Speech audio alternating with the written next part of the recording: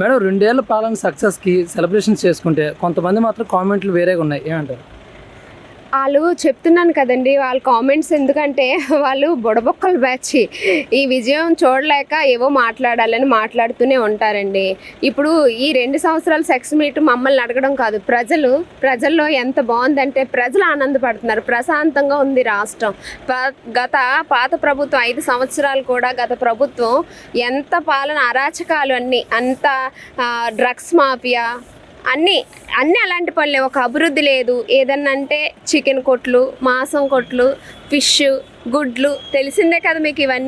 ఇవే డెవలప్మెంట్ తప్పితే ఇక కంపెనీలు కానీ, ఇప్పుడు మన లోకేష్ అన్న కూడా మా చంద్రబాబు గారికి తోడయ్యి ఎన్నో రాష్ట్రాల నుంచి, దేశాల నుంచి మా రాష్ట్రానికి ఎన్నో ప్రాజెక్టులు తీసుకొచ్చి ఎంతో డెవలప్ చేస్తున్నారండి. యువత కోసం, మన పిల్లల కోసం రేపు పొద్దున్న ఒక 20-25 సంవత్సరాలకి మాకు ఇప్పుడు నుంచి పునాది వేస్తున్నారండి. ఇప్పుడు పుట్టే పిల్లలు ఇప్పుడు చదువుకొని ఎడ్యుకేషన్ అవగానే మా రాష్ట్రంలో ఎన్ని జాబులు ఉన్నాయంటే చాలా జాబులు, పెట్టుబడులు చాలా వస్తున్నాయండి. ఇప్పుడు మా దేశంలోనే మా ఆంధ్రప్రదేశ్ రాష్ట్రంకి చాలా గొప్ప పెట్టుబడులు తీసుకొస్తున్నారండి.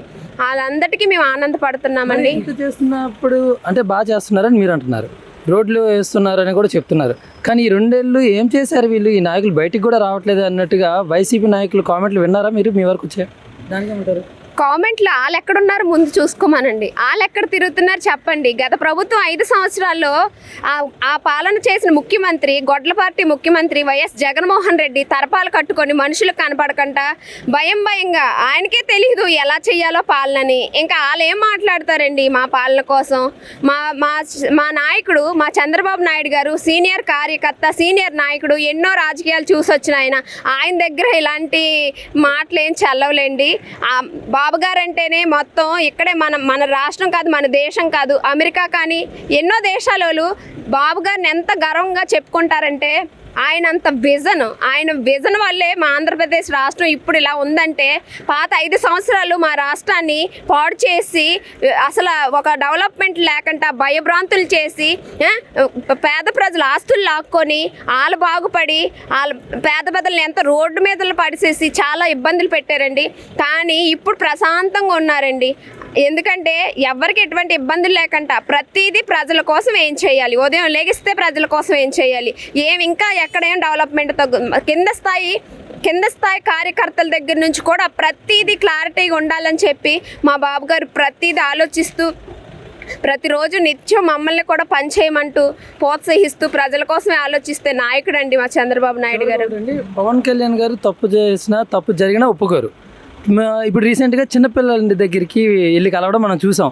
కానీ నాయకులే బయటకు రావట్లేదు అన్నప్పుడు మరి పవన్ కళ్యాణ్ గారు బయటకు వెళ్ళిన తీరు కూడా వాళ్ళు చూసే ఉండాలి కదా, వాళ్ళకి కనిపించలేదంటారా? ఆయన అదే కదండి చెప్తున్నాను, 5 సంవత్సరాల ప్రభుత్వంలో వాళ్ళు చేయలేకపోయారు. ఇప్పుడు మేము అన్నీ చేస్తున్నాము అంటే ఏదో పచ్చకామర్లోకి లోకం అంతా పచ్చగా కనిపిస్తుంది అన్నట్టు వాళ్ళు అలాగే చేశారు కదా. చూడకుండా ఇవి సోషల్ మీడియాలో కనీసం వాళ్ళు సోషల్ మీడియా అన్నా చూడండి.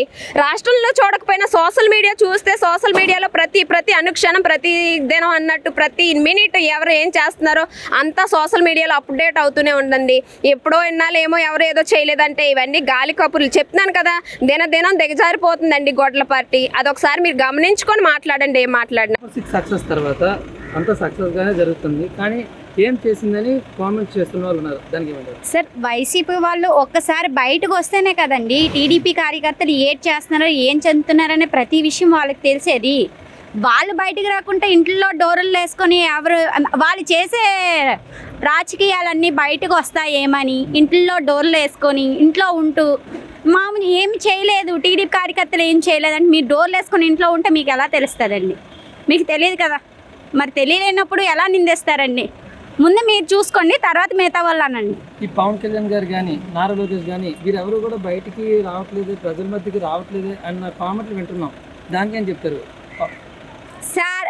నువ్వు ఒకటే చెప్తున్నాను సార్, ఎంత కష్టపడుతున్నామో కష్టపడిన వాళ్ళకి తెలుస్తుంది, ఇంట్లో డోర్లు వేసుకొని కూర్చున్న వాళ్ళకి తెలియదు సార్.